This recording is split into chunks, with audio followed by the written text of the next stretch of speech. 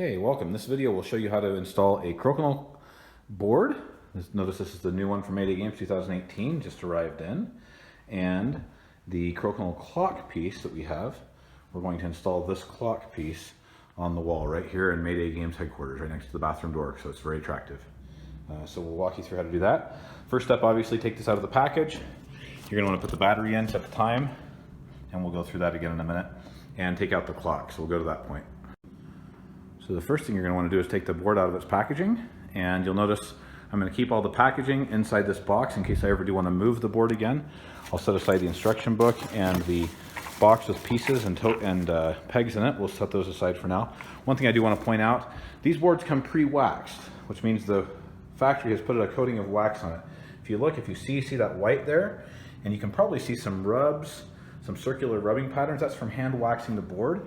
And this typically happens when they haven't quite gotten all the wax off. You'll see that there's some kind of, it almost looks like a bad finish, but it's just the wax that they've applied for you. There's an initial layer of carnauba wax on the board, which will make the discs fly much quicker. But it's really easy to remove if you have a microfiber cloth, or even a damp, wet cloth. I'm gonna get this little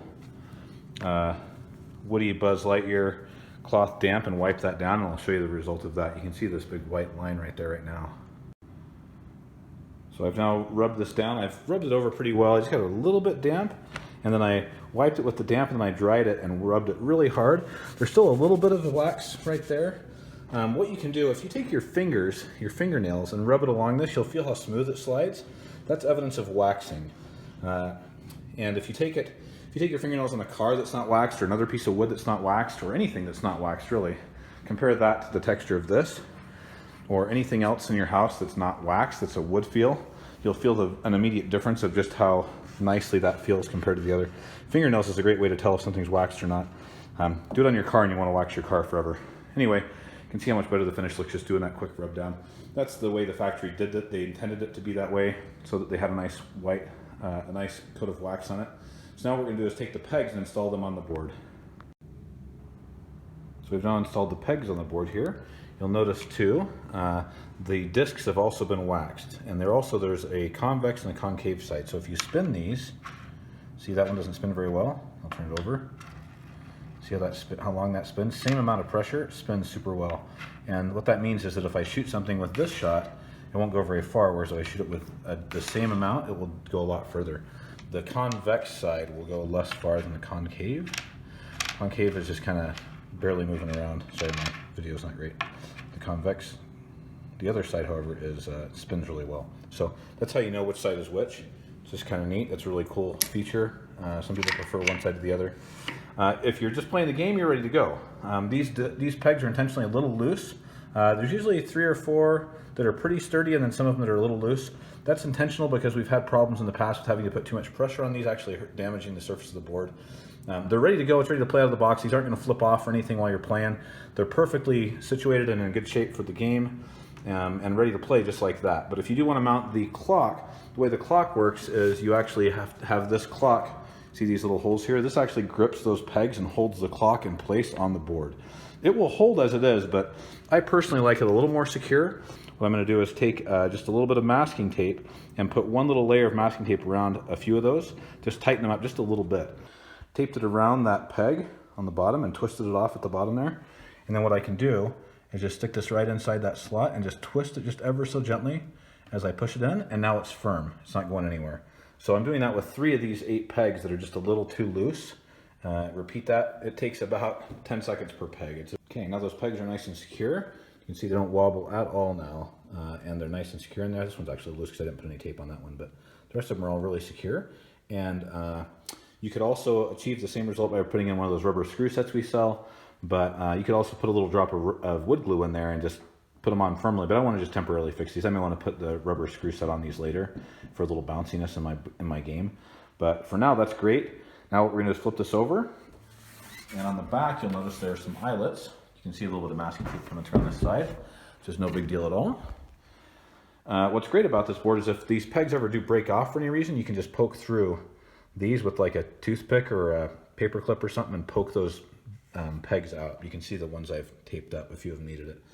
You'll notice these eyelets here. What you need is a piece of picture wire, which I've got here. Picked up the local hardware store, and we're just going to run a piece of picture wire right across that to hang this with one single screw. We're going to put a wood screw right in the stud there and be done with this. Okay, so I've got my screw up here. If you do get a stud, great. If you don't, you can always pull that screw out and put one of those little spacer things in that is for drywall mounting. That's typically how I do. I try to hit the stud, and if I miss, I just put a drywall screw in there. Anyway, I've got that set right there. I kind of eyeballed where I wanted it, and I'm going to hang the board up there. Okay, now I've got the board where I want it. Now I'm going to put the clock right on there. I've already installed the battery. You set the time here. The important thing to remember is that these holes are going to line up with those. You'll notice that these are going to be equidistant between the holes. So it's going to kind of sit like that in this case. You can see where those holes sit, the pegs, versus how these line up. I'm going to put that on, and then I'm going to adjust the face after that. It doesn't really matter how it goes on because you're going to twist that face as needed. So I'm going to kind of space that out to put it in there properly. Okay, so I've now put the clock on there. You'll notice that it's not facing right. The 12 should be at the top, obviously. It doesn't matter how you do that because you can spin that around when you're done. So I've taken that and stuck it in. I found that if you hold maybe one hole at the top and one hole at the bottom and you press it in, I leave a little space so it doesn't actually touch the board. I'm worried that this rubber could absorb some of the wax or maybe possibly discolor it if the sun hits it or who knows. So I just leave it a little bit off of it, but it's nice and firm on there. You can see it's not moving. It's not going to go anywhere, which is really nice. Now I'm just going to spin that around a little bit. See if I can do that while I've got you guys on here. Just going to pull this off just a little. There's a little bit of a sticky spot right here. This is between the 8 and the 9. There's a sticky spot where you can pull this up like that. And I'm just going to spin this. So the 12 is at the top rather than the 8. Just spinning that around. And now the 12 is at the top, which is the important thing. And then I'm going to adjust it just a little, push that stickiness back on where it was. And then I just need to adjust the time. It is currently 6:40. So I'm just going to spin this back a little, just adjusting the clock until we hit 6:40. That's it. And you'll notice these hands, they tend to get a little bit wonky in shipping. It's not a big deal to just kind of bend them gently. As long as the minute hand is over the top of the hour hand and not sitting on top of it, you'll notice that's just fine. I don't like to spin out quite so far and bend it just a little. It's a nice little metal piece, but it works great. And I make sure I've got it centered. It looks like it's a little off center. Right there is looking good. It has 4 rubber feet on it, so it does do a good job in holding. But that's it. It's now installed. Looking good. And now our Crokinole clock is here, and we'll have it on our wall here for many years to come, I hope. But that's how you install your clock. Looks pretty good. I may have got that a little high for what other people might like, but I like to have the clock nice and high, so you can see it as you're going by and from the stairs as you come up the stairs. So anyway, there you go. That's how you do it. Pretty easy. One final thing I'm going to do is actually put my discs up above the clock and just hang them up there. I think it makes it for an interesting piece, and I think people will come up and go, what is that, and what's that box on top of your clock?